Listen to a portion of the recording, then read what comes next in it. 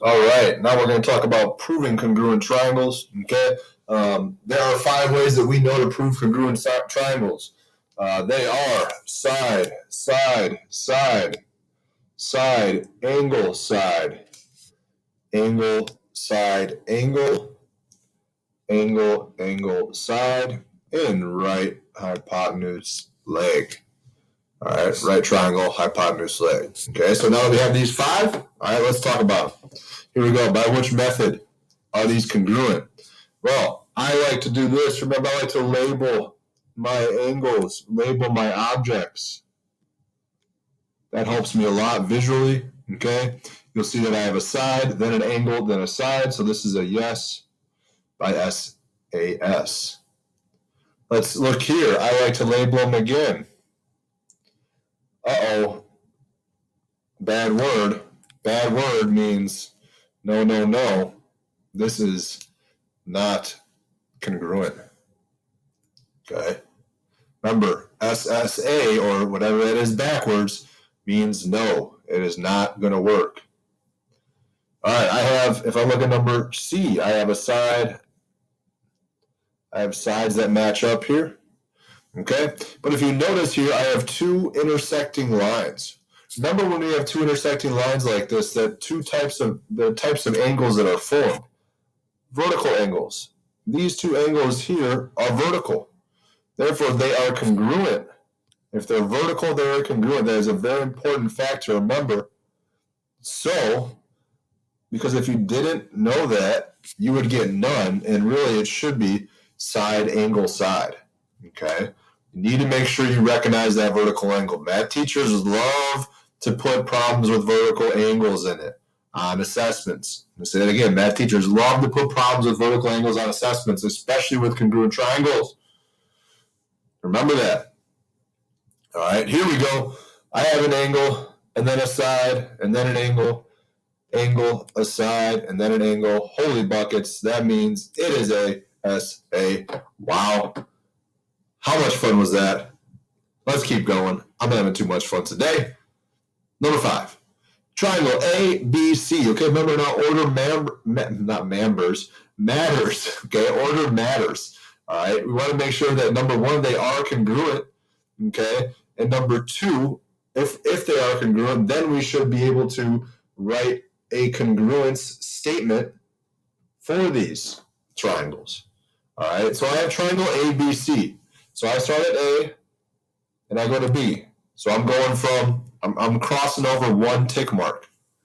So then my triangle should be D to F, because I'm crossing over 1 tick mark.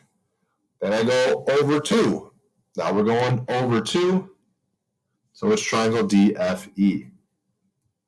And obviously you can see I have 3 pairs of congruent sides. So this is S, S, S. All right. Here we go. Let's keep going. I have triangle ABC again. All right. You'll notice here that I have a side here, a side, and then I have an angle and an angle. Well, I need one more thing. Well, you should see that these 2 triangles here, I'm going to outline them. I'm going to highlight them. Here's the first triangle. And here's the second triangle. They share that side AC in common. Okay, they both have AC. They both have this middle side, which means I can say it's congruent to itself, which would make these 2 triangles congruent by side, angle, side. Now we have to pay attention to the order in which we write our congruent statements. Let's not forget that. I go A to B, so I cross over no tick marks.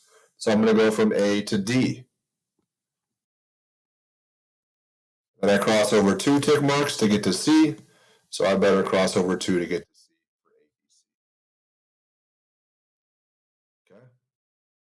Finish up number 5, and then I'll pause. I'll end this video. Here we go. I got K, L, M. All right. So I'm starting with a tick mark on my angle and crossing over.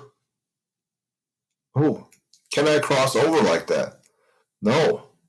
Okay, so this is a tricky problem. This is a tricky problem because here you'll recognize that after this angle here, after this single angle, comes that tick mark. But there is no tick mark here. Okay? So that tells me right away that although they may look congruent by angle, side, this is actually none. Okay, now, if this was located in a different area, all right, then I could change it, but it's not. Okay, it's not. If maybe, let's say that our side tick mark, let's say that, sorry, 1 second, there we go. If this wasn't here and it was in fact there, then it could be angle, side. But since it's not, I can't do that. All right, this is going to be a none. Okay, this will be none. Let's look at this last one, okay? I have triangle ABC, so I'm going A, crossing over 2. All right. So I want to cross over 2 and then go to C and get none. So I want to start with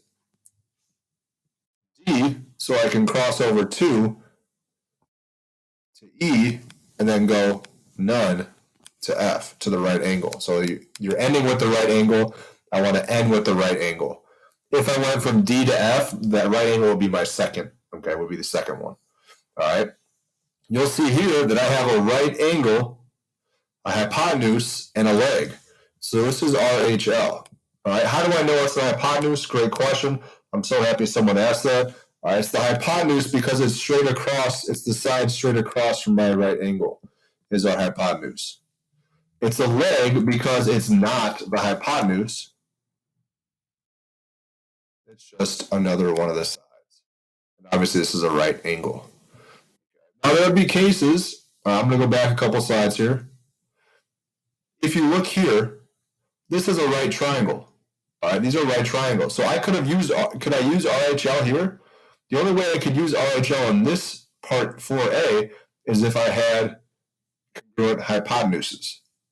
All right, since those aren't marked, I can't. But in this problem, the hypotenuses are marked as congruent, so this would be RHL. I'm going to pause there, okay, and I'll pick up with number 6 in the next video.